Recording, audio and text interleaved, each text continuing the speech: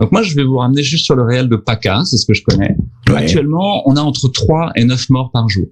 Sur une population de 5 millions. Sur PACA, sur la région PACA. Ouais, sur une population de 5 millions d'habitants. Ça, c'est plus facile à voir. Ouais. C'est très peu, en fait.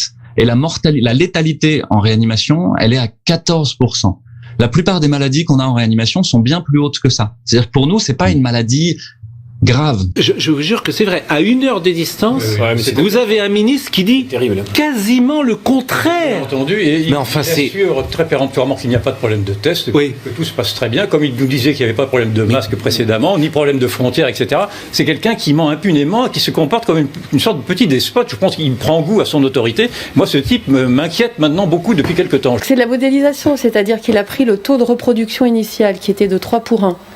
En l'absence de toute mesure barrière et avec la vitesse de dissémination de l'épidémie, quand on fait les calculs de modélisation, on arrive à 400 000 décès. Mais absolument. Donc, écoutez, là, il y a au moins plein d'autres façons de faire. Je vous propose d'arrêter les masques à l'école. C'est une mascarade, c'est une imposture. Les enfants sont très peu malades, sont très peu contaminants, sont très peu virifères, sont très peu réservoirs. Donc ça, c'est vraiment une espèce de truc pervers, en fait, consistant à contraindre les enfants de manière dégueulasse. J'ai déjà sonné l'alarme sur les comportements de Monsieur Véran, mais cela me semble assez bizarre. Comment peut-il dire d'un grand mépris pour ceux qui le critiquent, parce que j'ai entendu chez Alba Ventura ce matin, avoir des mots très désobligeants sur ceux qui ont osé de critiquer. Ensuite, heureusement qu'on a appliqué toutes ces mesures qui ont permis de maintenir l'épidémie à un taux quand même de décès qui était assez élevé, beaucoup plus élevé quand on regarde, contrairement à ce que vous dites, les chiffres de 2016, 2017, 2018, 2019, 2020,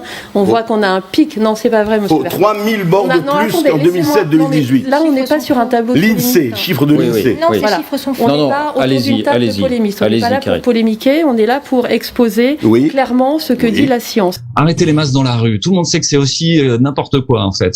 La réalité, c'est que... Vous dites arrêtez complètement les masques dans la rue. Ah, bien sûr. Si vous vouliez bien le faire, il faudrait les changer toutes les 4 heures, les jeter dans des poubelles d'Afrique qu'il faut brûler. Là, vous laissez traîner dans la nature votre masque dégueulasse qui traîne dans votre poche depuis 3 semaines et vous allez au marché avec. C'est pareil pour moi. Donc, tout le monde sait que c'est une imposture.